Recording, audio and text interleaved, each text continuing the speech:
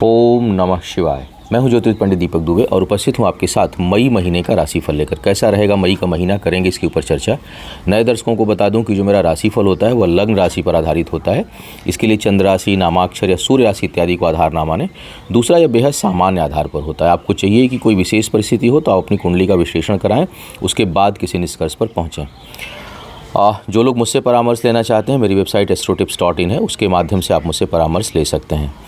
मई के महीने में दो महत्वपूर्ण तारीखें पड़ रही हैं, उसे आप नोट कर लीजिए। जिन तारीखों को आप अपने जीवन में ग्रह जनित दोष अगर हैं तो उनको नियंत्रित करने के लिए या उनके उपाय के रूप में उसका आप प्रयोग कर सकते हैं। पहला है 5 मई, चंद्र ग्रहण लग रहा है। जिनकी कुंडली में भी चंद्रमा पीड़ित हो, पीड़ित का मतलब राहु या केतु के साथ, राहु या केतु के नक्षत्र में, उस दिन चंद्र ग्रहण दोष शांति के लिए बहुत उपयुक्त दिन पड़ रहा है। चंद्रमा कमज़ोर होता है तो जीवन में अस्थिरता, मानसिक अस्थिरता, वैचारिक अस्थिरता, स्वास्थ्य से संबंधित अस्थिरता, सेहत ठीक नहीं रहेगी, हमेशा कुछ न कुछ प्रॉब्लम होती है और होती है तो लंबे समय तक बनी रहती है। तो ज्योतिषीय दृष्टिकोण से चंद्रमा का उपचार, चंद्रमा शांति के लिए, ग्रहण दोष शांति पूजा के लिए वो दिन बहुत अच्छा है।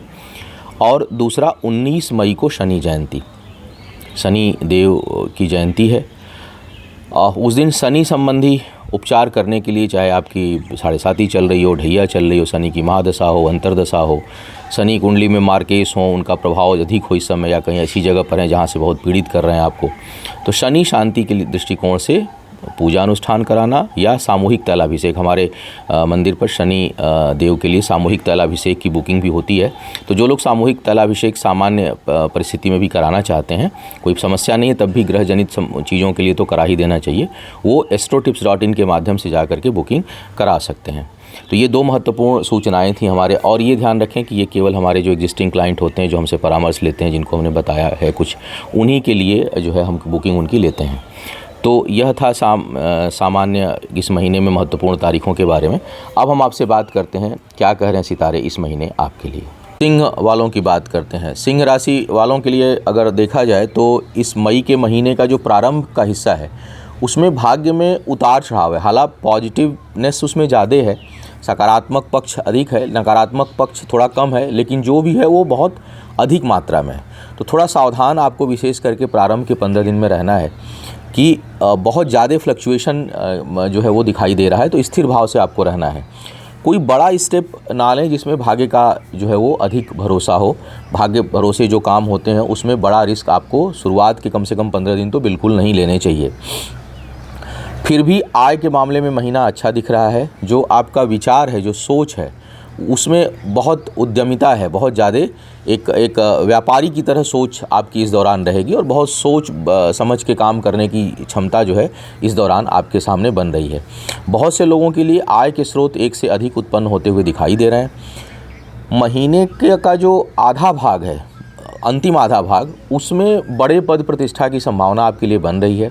संभव स्थान परिवर्तन हो, लेकिन पदोन्नति और की प्राप्ति, प्रतिष्ठा में वृद्धि, आय में वृद्धि, इन सब के लिए काफ़ी अच्छा योग महीने का अंतिम आधा भाग आपके लिए दिखा रहा है।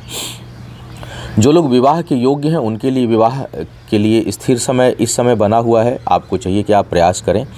प्रेम संबंध में जो लोग हैं उसमें प्रगाढ़ता आएगी, उसमें एक कमिटमेंट का बोध होगा और उसमें थोड़ी उदारता भी रहेगी। कई बार हम प्रेम संबंधों में स्वार्थी हो जाते हैं, अपना हित देखते हैं, लेकिन इस दौरान आपकी कुंडली में जो ग्रह गोचर बन रहे हैं उसमें थोड़ी उदारता का बोध है और आप सामने वाले को अधिक तरजीह देंगे। इस प्रकार का योग इस समय दिखाई दे रहा है। थोड़ा अपने करीबी लोगों से सावधान रहें। करीबी लोगों के कारण मानसिक कष्ट, मित्र हैं, भाई बंधु हैं, उनके कारण थोड़ी बहुत मानसिक कष्ट का योग आपके लिए दिखाई दे रहा है, तो वहाँ थोड़ा सावधान रहने की आवश्यकता है। ज़मीन जायदाद संबंधी काम इस समय कर सकते हैं। बहुत से लोगों के लिए ज़मीन खरीदने का अवसर इस समय बनता हुआ दिखाई पड़ रहा है। स्वास्थ्य के मामले में थोड़ी सावधानी अपेक्षित है। शनि का जब तक नीचे, मतलब वो हर बार बोलूँगा भी, और सूर्य खुद ग्रहण योग में है, किसी शुभ ग्रह की दृष्टि, हालांकि गुरु की दृष्टि पड़ रही है, लेकिन वो सेहत के लिए कोई बहुत लाभकारी नहीं होंगे। वो ज्ञान के लिए लाभकारी हैं, बुद्धि के लिए लाभकारी हैं, प्रतिष्ठा के लिए लाभकारी हैं, उस दृष्टिकोण से बेहतर है। लेकिन स्वास्थ्य का ध्यान आपको थोड़ा सा रखना पड़ेगा क्योंकि वो पक्ष कमज़ोर हो रहा है। शनि, राहु या केतु की अगर दशा अंतर्दशा चल रही हो तो विशेष ध्यान रखें। अगर इस दौरान थोड़ी शनि देव की शांति के लिए पूजा पाठ, हनुमान चालीसा का पाठ, अच्छा इस समय ऐसा है कि विशेष करके जो शुरुआत का 15 दिन में है, इसमें मान अपमान का भय दिखाई पड़ रहा है। झूठे आरोप प्रत्यारोप आपके ऊपर लग सकते हैं। तो आपको चाहिए कि हनुमान चालीसा का आप नियमित पाठ करें, भगवान सूर्य को अर्घ दें और शनि देव के लिए भी शांति आप करें ताकि स्वास्थ्य जो है वो बेहतर रहे। अब कन्या वालों की बात करें। कन्या वालों के लिए समय ठीक बहुत नहीं दिखाई दे रहा है। विशेष करके स्वास्थ्य का मामला काफ़ी संवेदनशील है, क्योंकि 5 ग्रहों का प्रभाव छठे और अष्टम भाव में है। ऊपर से मंगल की भी दृष्टि लग्न के ऊपर पड़ रही है।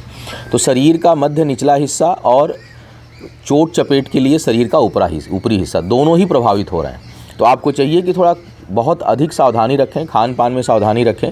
शनि, राहु, गुरु, बुध, सूर्य सबका प्रभाव, यानी खट्टा, मीठा, तैली, हैवी, आप जितना संतुलित भोजन करें, जो जिसकी तासीर भी सामान्य हो, न बहुत अधिक ठंडा, न बहुत अधिक गर्म, न बहुत अधिक तेल, न बहुत अधिक भारी पदार्थ, तो इन चीज़ों से आपको बच करके रहना है, सावधान रहना है। आय के मामले में कोई बहुत अच्छा महीना नहीं दिखाई दे रहा है। विशेष करके शुरुआत के 10-15 दिनों तक तो आपको थोड़ी बहुत कठिनाई होगी।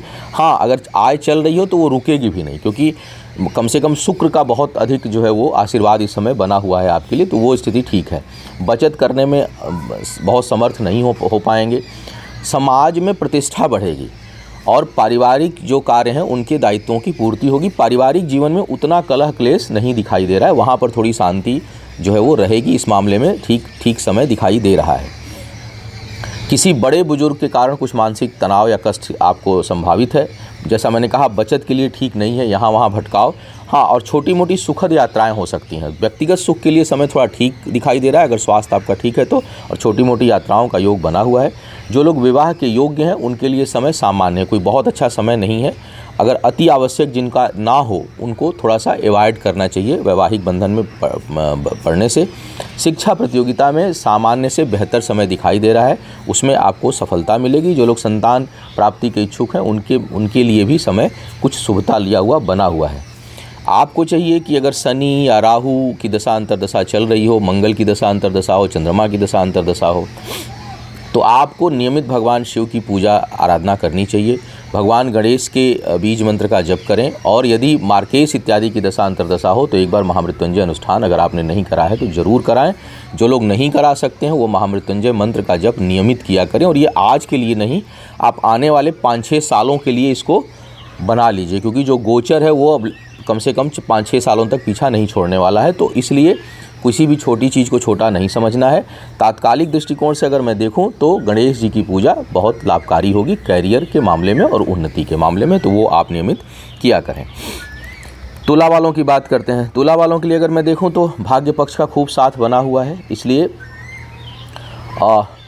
चीज़ें जो है वो आपके नियंत्रण से बाहर कभी भी नहीं जाएंगी। मानसिक उलझन हालांकि पीछा नहीं छोड़ेगी। जो इच्छा आप बनाएंगे, बहुत अधिक कोई सोच, बहुत कहीं कुछ उतावलापन या कोई बहुत बड़ी प्लानिंग कर रहे होंगे, उसमें अभी उलझने हैं। कोई नया काम करने के लिए समय ठीक नहीं है। विशेष करके कोई नया कार्य व्यापार तो अभी कुछ समय तक आप ना प्रारंभ करें। लेकिन ये ज़रूर है कि जो चीज़ चल रही है वो चलती रहेगी, स्थिरता बनी रहेगी। उलझनों के बावजूद भाग्य का साथ है, इसलिए नुकसान इस समय लगभग नहीं के बराबर है आपका। जीवन साथी के कारण थोड़ी बहुत मानसिक उलझनें हैं, फिर भी एक दूसरे के साथ अगर मिलकर काम करते हैं तो भाग्योदय होगा, भाग्य का साथ बना रहेगा। शिक्षा प्रतियोगिता के मामले में सफलता है। जो लोग दूर जाकर के कहीं अपने जन्म स्थान से सुदूर जाकर या जहाँ कहीं पढ़ रहे हैं वहाँ से बदल कर कहीं कुछ पढ़ाई लिखाई को और आगे बढ़ाना चाह रहे हैं, उनके लिए समय काफ़ी अनुकूल दिखाई दे रहा है। जो लोग विवाह के योग्य हैं उनकी बात तो चलेगी, और विशेष करके जो अंतर्जातीय विवाह या रिश्तों में है उनकी बात तो चलेगी, लेकिन वो बात अभी बनेगी नहीं। कुछ न कुछ कठिनाई, बाधा, अवरोध, मानसिक अशांति, इस तरह की स्थितियां बनी हैं। और बहुत से लोगों के अगर लंबे समय से कोई रिश्ता चल रहा है तो उसके टूटने का भी योग बन रहा है। वहाँ आपको सावधान रहने की आवश्यकता है। भूमि और वाहन से जिनका क्रय विक्रय का काम है उससे लाभ का योग दिखाई दे रहा है। व्यक्तिगत साझेदारी में नहीं, व्यक्तिगत बल पर जो काम कर रहे हैं उसमें आपके लिए लाभ का योग बना हुआ है। अब प्रमोशन इत्यादि के लिए शुरुआत का समय बहुत अच्छा नहीं है, लेकिन महीने का जो अंतिम भाग है वो प्रमोशन के लिए भी काफ़ी योगकारी बन रहा है। और अचानक कोई पद प्रतिष्ठा में आपकी वृद्धि हो, इसकी संभावना बहुत प्रबलता से बन रही है। आपको चाहिए कि आप केतु और राहु संबंधी दान करें। केतु से संबंधित दान और राहु से संबंधित दान आप अवश्य करें। चूँकि केतु और राहु का प्रभाव लग्न और सप्तम पे बना हुआ है, सबसे ज़्यादा नकारात्मक स्थिति है। तो अगर समस्या सोच और कार्य व्यापार से संबंधित हो रही हो तो केतु राहु से संबंधित दान और काल भैरव का दोपहर में रविवार को दर्शन, ये आपके लिए बहुत लाभकारी होगा। बाकी नियमित रूप से जो है वो रुद्र गायत्री का आप जब एक माला जरूर किया करें, उससे चहुमुखी शांति आपको महसूस होगी। अब वृश्चिक वालों की बात करते हैं। वृश्चिक वालों के लिए ये महीना बिल्कुल ठीक नहीं दिखाई दे रहा है और विशेष करके इस महीने का जो प्रथम आधा भाग है उसमें तो बहुत सावधान रहिए। उसमें कार्य क्षेत्र में अचानक तनाव, बहुत से लोगों के काम छूटने की संभावना, हालांकि कुछ लोगों के लगने की भी संभावना है, लेकिन वो जो लगेगी भी उसमें उलझने पीछा नहीं छोड़ेगी। बहुत अधिक दबाव महसूस कर सकते हैं आप, बहुत अधिक परेशानी महसूस कर सकते हैं आप और उलझन महसूस कर सकते हैं आप। आपके खिलाफ कार्य क्षेत्र पर किसी न किसी प्रकार से कोई न कोई जो है वो शत्रुतापूर्ण व्यवहार करेगा। कई लोगों को अनावश्यक ईर्ष्या होती है, उसके लिए आप कुछ कर नहीं सकते। मतलब आप अच्छा कर रहे हैं, इससे भी कुछ लोगों को प्रॉब्लम होती है। आपकी ख्याति बढ़ रही है, उससे भी कुछ लोगों को प्रॉब्लम होती है। उसी तरह की स्थिति आपके साथ इस समय बन रही है कि आप अच्छा करके भी बिना वजह आपको न तो क्रेडिट मिलेगा और कई बार जो है वो अपमान की स्थिति भी हो जाएगी, आरोप भी लगेंगे। आप बेहतर करना चाहेंगे तो भी, तो थोड़ा संतुलित और सावधान होकर चलना है। अनावश्यक के या आवश्यक रहने पर भी आर्गूमेंट से आप बचें। कोशिश करें कि जितनी उतनी ही बातें बोलें जितनी अति आवश्यक हो, अन्यथा बिना वजह के वाद विवाद की स्थिति बन रही है। स्वास्थ्य का भी आपको बहुत ध्यान रखना है, सेहत का ध्यान रखिए। ज़मीन जायदाद के मामले में सफलता का योग बना हुआ है। इस दौरान कहीं कोई स्थान परिवर्तन होता है या कहीं आप गृह प्रवेश करते हैं, स्थान लेते हैं, तो उसमें आपको बड़ी स्थिरता नज़र आएगी। कोर्ट कचहरी केस के मामलों में थोड़ी बहुत कठिनाई ज़रूर आपको महसूस होगी, लेकिन अंतिम विजय जो है वो आपकी होती हुई दिखाई दे रही है। आपका जो धन है, आपका जो समय है, वो शुभ खर्च तो होगा, बिना वजह के धन खर्च होंगे और जो है वो समय भी खर्च होगा, लेकिन उसमें शुभता है, वो शुभ दिशा की ओर जाता हुआ दिखाई दे रहा है। जो लोग विवाह के योग्य हैं उनके लिए समय बहुत प्रतिकूल नहीं है, अनुकूलता लिया हुआ है, तो आप विवाह के मामले में आगे बढ़ सकते हैं। नियमित हनुमान चालीसा का पाठ आपको करना चाहिए और यदि शत्रु बाधा हो तो आदित्य हृदय स्तोत्र का भी आपको पाठ करें। नहीं कर सकते हैं तो श्रवण किया करें, उससे आपको बहुत लाभ मिलेगा। यह था आपके लिए मई महीने का राशिफल। उम्मीद है आपको मार्गदर्शन मिला होगा। आपका आने वाला समय शुभ हो, आयु आरोग्य और ऐश्वर्य की वृद्धि हो। इन्हीं शुभकामनाओं के साथ आपसे विदा लूँगा। पुनः मुलाकात होगी किसी नए विषय पर, तब तक के लिए मुझे आज्ञा दीजिए। ओम नमः शिवाय।